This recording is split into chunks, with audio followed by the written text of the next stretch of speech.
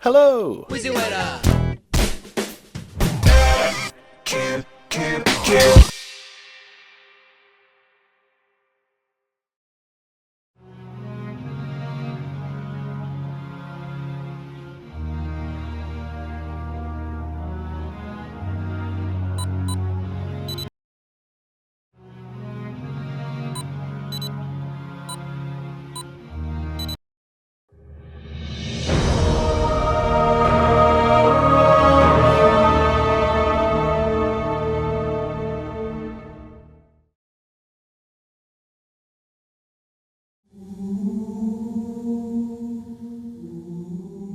Hello, this is Craig Benzine. I'm the director of this film. This is Nerd³ Plays Destiny 2. I'm Stuart Ashen. I was the head writer on Nerd³ Plays Destiny 2.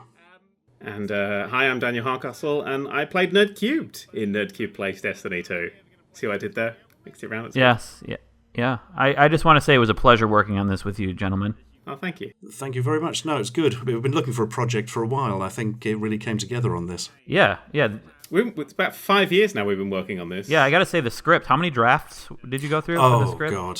It's one of those things, isn't it? Writing is more a process of rewriting when it comes to this kind of stuff. So, yeah. I mean, there's parts of the original draft still in it, but we must be 12 distinct versions, I would have said. If I'm rightly, we originally made this for Destiny 1. Yes. And we just adapted it over, because there's not much difference between Destiny 1 and Destiny 2, so we just adapted it. Yeah, and it just took too long to make it, so we had to make it Destiny 2. What was the inspiration for the script? I see some sort of see it being similar to, say, there are elements of the Bible, I would say. Yes, I'm glad you picked up on that. That's something. I mean, that was something that was important to Daniel. I don't really understand why, but in the original brief was biblical overtones pretty much in everything we've ever done. Yeah, for Destiny 2, I was kind of going for the sheer religious zealotry of fanboys, and I wanted to bring that to the forefront. Mm-hmm. Especially, as you can tell, with some of the choices I took in playing the character. Yes. Especially in this first episode, you can get. I'm almost godlike. Yes. In how I play the role. The look of the character you chose here, I wanted it to look like similar to my mother. So yeah, I can see that. Yeah, and so I just showed you a picture, and it's perfect. You did a good job. Yeah, that is a beautiful. That was thanks to the prop master clone. Mm-hmm. He was incredible on this. He's now working on the remake of Biker Grove, I hear. Oh, I'm so looking forward to that. I don't even know what that is, but yes, I'm looking forward to it as well. Oh my god, this is a Firefly spinoff! Someone or something has sabotaged the Skyline defense systems. Those are the defense systems that stop Blu-rays of that terrible film Skyline from getting into the atmosphere. Without them, people are going to have to watch a really shit film. There are no satellites. Oh my god! The film will be everywhere! Everywhere! Oh, there's some interesting special effects. Who was the special effects? Oh, the special effects were done by Skrillex, actually. Oh, nice. Yeah, he was a dubsteppy guy. Yeah, he moved. Yeah, this was his first gig, visual gig, and I think he nailed it. Yeah. He absolutely did. I'm still surprised he had the time, to be honest. But I was worried he wouldn't be able to pull it out of the bag, but he's done a bang-up job. I mean, things like the waving around the heat from the engines, it's all the little touches that make these things. Slight odd editing choices, I'm noticing. Well, sometimes you gotta give the audience time to breathe. Okay. Yeah, I was just saying it's a bit jumpy. It's quite a jumpy editing style.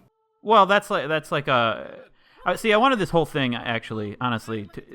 You went with the biblical overtones, and I wanted more of a metaphor of, environmental decay, and Wait, you're certainly seeing that there. Yeah, and the jump cuts to jumping forward in time is sort of a metaphor for jumping what we will need to do if we want to overcome, climate change. Yeah, we do need to jump forward in time. Mm-hmm. A lot of people didn't pick up on this, but the little robot there is actually designed on those things girls would make out of paper at school and turn inside out in order to give answers to questions. Oh, yes. That's to symbolise the childhood nature of the lead character. That is absolutely correct. I really didn't think that would come through, but it seemed to have survived all the drafts, that one. Yeah, Yeah, I heard there was a lot of back and forth about that one. Yeah, there was originally. Yeah, I wanted it to be more like a tic-tac-toe game, but I don't see how that would have worked. I guess in retrospect, Just flying knots and crosses. Yeah. I saw your original go at that with the cross in the circles, and they span around to indicate if the person was happy or sad. Right. And then as he's about to die at the end, didn't they? They all went crosses. Apart from then one was like wavering on the end, and it flipped back around to the circle, and you knew he was going to be all right. That was nice. I'm surprised that they didn't keep that in. yeah, and Rights issues with Terrorhawks, the AT series, that would do something very similar at the end of each episode. You've got to be so careful with these things. Yeah. yeah, Do you see that as being a problem with film in the future? That because we're constantly coming up with ideas that we're eventually going to run out completely? I mean, just look at most television these days. It actually looks like that's already starting to happen. honestly, we've run out already. My goal as a director is just to try to not get sued. And so far, it's worked most of the time. Yeah. Everything is a remix. There is nothing original left. The way most of us are dealing with it is by destroying old media that people are forgetting. So people don't know that you've stolen ideas from it because they've never seen it. That's clever. Right, and also poor education. Don't show people media. Absolutely. That's so important for not only games, but the political process in general. I agree.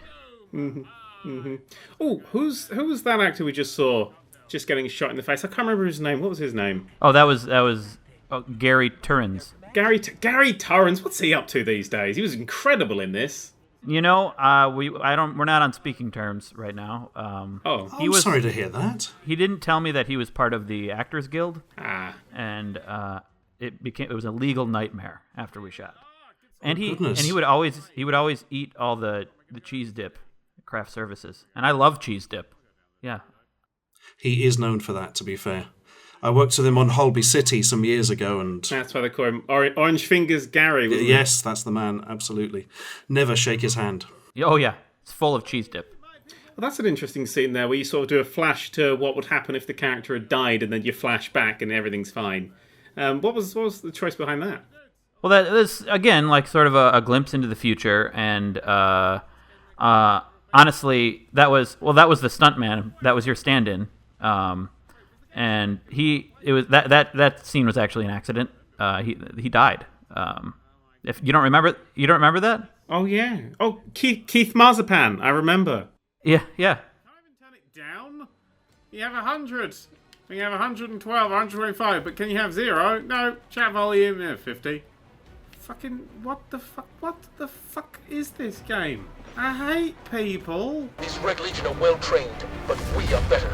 We will hold this line until the last civilian is safely away. No, I'll just be crushed by something completely random from space. Just have some dudes land on me because they're fighting a different player. I want to say, what was your experience acting in this? It was difficult. All the rain effects and the explosions and the gunplay was difficult. Mm-hmm. That hefting around that all day, that was almost impossible in some ways. It was because I wasn't I didn't get a chance to talk to you about it very much. We were so busy, and you actually were mostly in your trailer most of the time. Yeah, I mean it was a challenge. It was a real challenge. I had to center myself a lot during this just to keep the energy, keep the momentum. I mean, you're standing there in a soggy power armor, and at the end of the day, it gets to you. I mean, this is one of the first in a very long time where the actors got trench foot. Oh, quite a lot. We had that was quite a big deal for medical. I didn't even know about that. Really? Yeah, we there's a lot of stuff we had to. I mean, because a lot of this stuff was the second unit stuff. You were only on the beach paradise scenes and the nude female colony scenes was most stuff that you did. Right. So a lot of this rainy stuff, yeah, you were. It was assistant director clone who was in it for this. Yeah, but is it so? The trench foot issue, is that why you asked for more money? Is that why you cost so much? No. Robert Downey Jr. just said I deserved more, and I mean he's Iron Man. Have you seen how much he's worth these days? So I thought, let's just go with. I mean, you're not going to turn down Iron Man, are you? I suppose. I mean, it did make production a little difficult, but yeah, I appreciate the Robert Downey. I do. This is an interesting scene because it's almost if the main character is lost right here. He finally finds himself, but there's that scene of loss and confusion, but nothing seems to make sense. Why did you write such an element of surreality into that scene? I'll be honest, I'm still not entirely sure that works. That's kind of a layover from an earlier draft where we went through, you remember, I think it was draft 7, where everything was a dream and nothing quite made sense. And it turns out at the end of it, Destiny 2 hadn't even been released and you were just playing PlayerUnknown's Battlegrounds with a bad concussion. But then they tried to sue us, didn't they? The developers of absolutely, PlayerUnknown's. yeah. And amazingly, before I'd written the script, they somehow actually saw into my mind and then initiated legal proceedings off the back of that, which I think is a first for anything like this. Wow. Do not mess with Bluehole, yeah. Yeah, I worked that out. Disable the shields. All right, so that's probably just there. We're on that command ship, I'm guessing. It's raining, and the rain's going this way, so that means the ship's going that way. Ooh, what the fuck was that? Oh, that's just launching loads of new soldiers. Oh, this was a day. Do you remember? Yes. This was a horrid day to do. It just... I don't... The amount of people who fell off the edge of that. Oh, yeah. So many died. So many. May they rest in peace.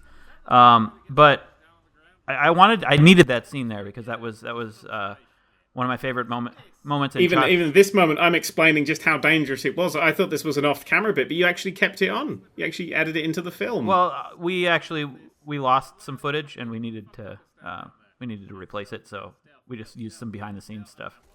That's amazing. Cool. You wouldn't know. You wouldn't know. I mean, it's really solid editing. Thank you very much.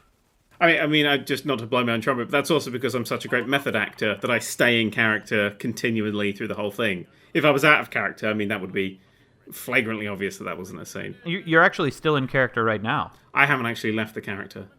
I don't remember who I was before this.